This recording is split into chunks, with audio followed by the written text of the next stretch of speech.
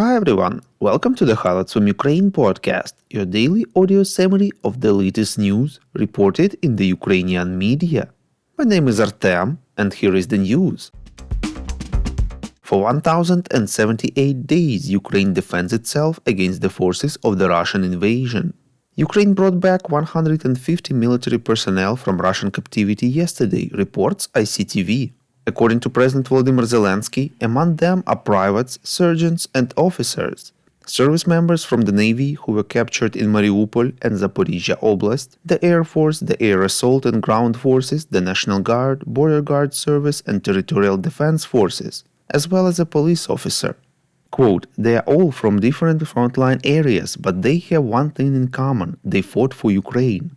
Some of these guys have spent more than 2 years in captivity, and today is a day that means more to them and their families than the years of waiting. It's a real joy to see them at home, alive and free, unquote, said the head of state.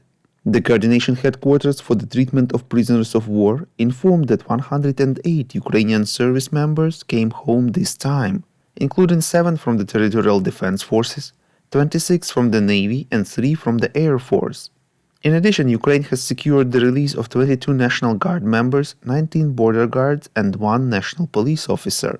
Many of them are seriously ill or severely injured, having been held captive in Russia for more than 2.5 years.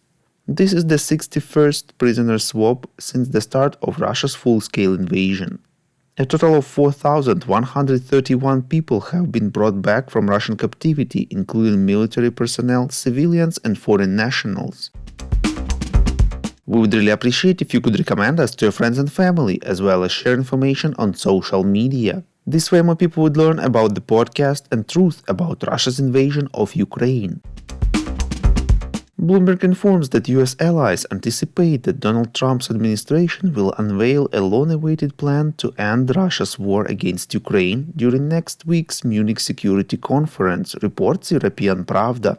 Bloomberg sources noted that Trump's special envoy for Ukraine, Keith Kellogg, will present the plan. They declined to disclose how detailed the discussions on the plan will be or in what format they will occur. Among the anticipated components of the plan are a potential war freeze, the unclear status of Russian-occupied territories, and the provision of unspecified security guarantees to Ukraine. Kyiv has previously stated that NATO membership would be the most reliable security guarantee, but the Trump administration has not expressed support for this possibility. Earlier on Wednesday, Kellogg confirmed that he plans to attend the Munich Security Conference and meet with America's allies who are ready to work with them. At the same time, Ukraine's President Volodymyr Zelensky says he's eager to see what terms Russia will propose concerning Kursk Oblast when the diplomatic settlement of the war is discussed, reports Interfax Ukraine.